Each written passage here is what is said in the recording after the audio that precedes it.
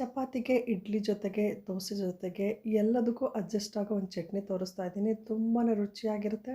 ಚಪಾತಿ, ಇಡ್ಲಿ, ದೋಸೆ ಅಷ್ಟೇ ಯಾಕೆ ಬಿಸಿ ಅನ್ನದ ಜೊತೆ ಒಂದು ಸ್ಪೂನ್ ತುಪ್ಪ ಹಾಕ್ಕೊಂಡು ಕಲ್ಸ್ಕೊಂಡು ತಿಂದ್ರಂತೂ ಇನ್ನೂ ಸಖತ್ತಾಗಿರುತ್ತೆ. ಬನ್ನಿ ಈ ರೀತಿ ಚಟ್ನಿನ ಯಾವ ರೀತಿ ಮಾಡೋದಂತ ನೋಡೋಣ.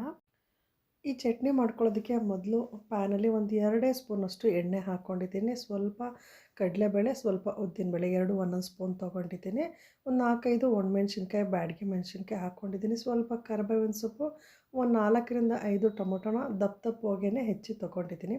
ಸ್ವಲ್ಪ ಉಪ್ಪು ಹಾಕ್ಕೊಂಡು ಬಾಡಿಸಿದ್ರೆ ಬೇಗ ಟೊಮೊಟೊ ಬಾಡುತ್ತೆ. ಹಾಗಾಗಿ ಸ್ವಲ್ಪ ಉಪ್ಪು ಹಾಕ್ಕೊಂಡು ಈ ರೀತಿ ಬಾಡಿಸ್ಕೊಂಡಿದ್ದೀನಿ. ನೋಡಿ ಇಷ್ಟು ಬಾಡಿದ್ರೆ ಸಾಕಾಗುತ್ತೆ. ಈಗ ಒಂದು 5 ನಿಮಿಷ ಇದನ್ನು ತಣ್ಣಗಾಗಕ್ಕೆ ಬಿಟ್ಟು ನಂತರ ಮಿಕ್ಸಿ ಮಾಡ್ಕೊಳ್ಬೇಕು. ಮಿಕ್ಸಿ ಜಾರ್ಗೆ ಹಾಕ್ಕೊಂಡಿದ್ದೀನಿ. ತಣ್ಣಗಾದ್ಮೇಲೆ ಹಾಕ್ಕೊಂಡು ಈ ರೀತಿ ಗಟ್ಟಿಯಾಗಿ ರುಬ್ಬಿಟ್ಕೊಂಡು ಒಗ್ಗರಣೆ ಹಾಕ್ಕೊಂಡಿದ್ದೀನಿ. ಇದನ್ನು ಸ್ವಲ್ಪ ದಿನ ಇಟ್ಟು ತಿನ್ನೋರು ಇದನ್ನು ಚೆನ್ನಾಗಿ ಕುದಿಸ್ಕೊಂಡು ಇಟ್ಕೊಂಡ್ರೆ, ಫ್ರಿಜ್ಜಲ್ಲಿ ಇಟ್ಕೊಂಡ್ರೆ ಯಾವಾಗ ಬೇಕಂದ್ರೆ ಅವಾಗ ಅನ್ನಕ್ಕೆ ಹಾಕ್ಕೊಂಡು ಕಲಿಸ್ಕೊಂಡು ತಿನ್ಬೋದು. ತಕ್ಷಣವೇ ಬಳಸೋರಾದರೆ ರುಬ್ಬಿ ಮೇಲೆ ಒಗ್ಗರಣೆ ಹಾಕ್ಕೊಂಡ್ರೆ ಸಾಕು.